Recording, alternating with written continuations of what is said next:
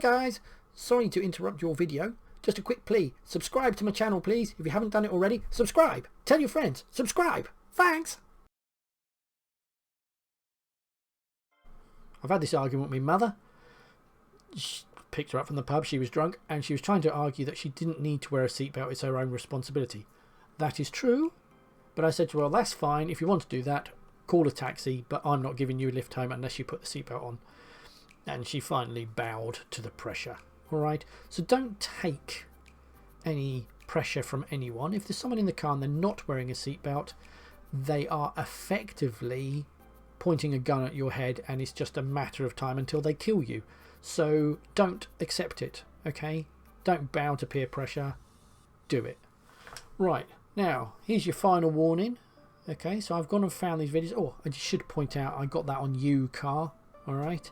Frontal crash with an unbelted rear seat passenger. They've got quite a few videos on there, actually. They've got 2.1 million subscribers, and they've got quite a few bits and pieces on there. So, by all means, go and have a look. There's going to be other stuff down there. Right, we've got crash compilation. So this is a compilation of crashes that have occurred with people that weren't wearing seat belts. Now, we've all heard it before, but I don't think it goes... I don't think it's wrong of me to highlight why we should wear seatbelts. I still see people now driving around, especially teenagers. I see you lot driving around when I'm teaching, still with no seatbelt on because you're all thick, right? You must wear a seatbelt. It will keep you alive. Now, there's an awful lot of people being ejected here, and some of them are walking away. Some of them may not have walked away, but you never get to know. So, I'll leave it with you, but you can turn away now if you want. It's entirely up to you. I'm not forcing you to watch this, alright?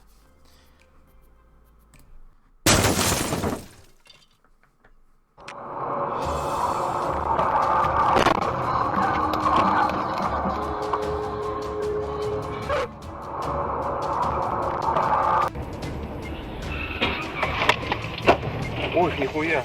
Едь, газуй.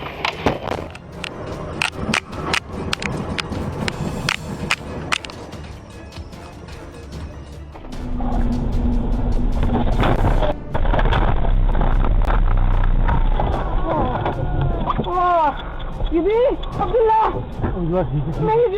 बिल्कुल ठीक है क्या हुआ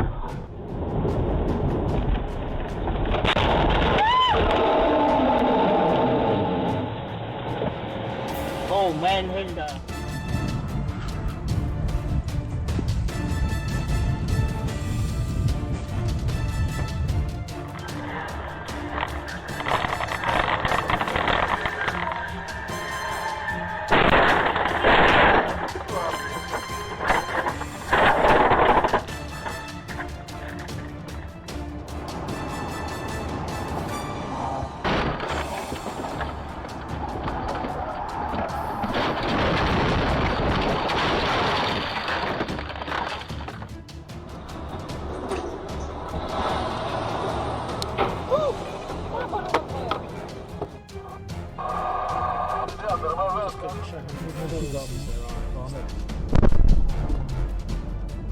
She'll have knocked herself out.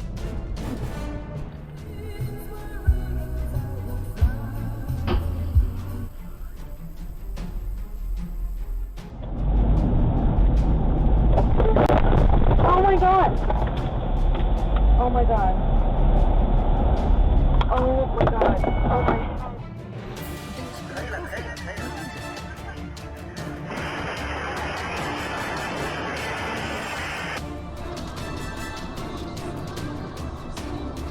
Вот, блядь.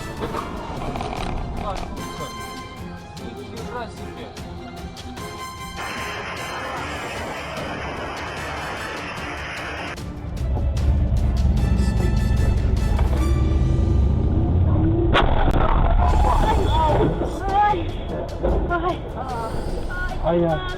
Are you okay?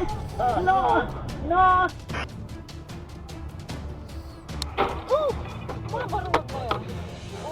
Тихо, стой, не было. Долбоёб, So hopefully what you see in all of that is how much energy there is involved in a car crash. It's huge. I've been in quite a few where people have just driven into the back of my car. Part of the problem with being a driving instructor is, of course, students stop and the person behind doesn't stop in time and they crash into me. Mostly it's all slow speed collisions, but I have had somebody who just hit me doing the 15-20 mile an hour crash. I think it's on my website, and it completely bent the whole subframe of my car. I could put my hand in the boot without opening the boot. It blew out the rear window. I had glass smashed all over me. Got really quite bad whiplash for a couple of weeks. It's bad stuff. Okay, the amount of energy is enormous. If you think about when you're walking around a house and you just accidentally walk into a door frame or something, you bang your head on something, and how far your head springs back, and that's at what, 1.5 miles an hour? Right, now go and put a 50 mile an hour crash or a 30 mile an hour crash in there, and you saw what happens. Seatbelts are mega important. We must wear them, and do not move a car if someone is in there and they're not restrained. Another thing you also got to bear in mind is if you are carrying cargo, whatever's behind you is coming forward. I know of somebody who, again, because it was on the driving instructor seminar thing, some bloke's gone to the rubbish dump. So what he's done is he's changing the doors in his house. So he's taken the doors down in his house and he's just stacked them in his boot of his car, and he's gone and put some little wooden batons on the top of the doors, so they're quite light and they just sat on there. He's gone to the rubbish dump. He's been in a car crash. Somebody pulled out from a driveway in front of him and he's gone into the side of the car, and those batons that were at neck height came through and went through his neck and out, and of course he just bled out.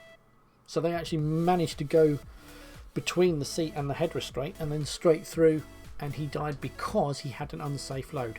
So do take into account that whatever's behind you is coming forward in the event of a crash. So whatever you do, put it low, put it below the seats, put it on the floor. Don't put anything up high, or if it is up high, I want it to be a cuddly toy. All right? Even so, you see some people, they go and put like a box of tissues on the back shelf. Well, I wouldn't want somebody to throw a box of tissues at 50 miles an hour at my head. Yes, I would survive that. It would bounce off. It's going to hurt, isn't it? If you go and put like 12 pack of beers on the back shelf and that comes forward, oh my god, that's going to hurt when that hits you. So do bear in mind, whatever's coming back there doesn't slow down. It just keeps travelling at 50 mile an hour and it's now at head height. Food for thought. Okay? Secure things down. Well, thank you for watching.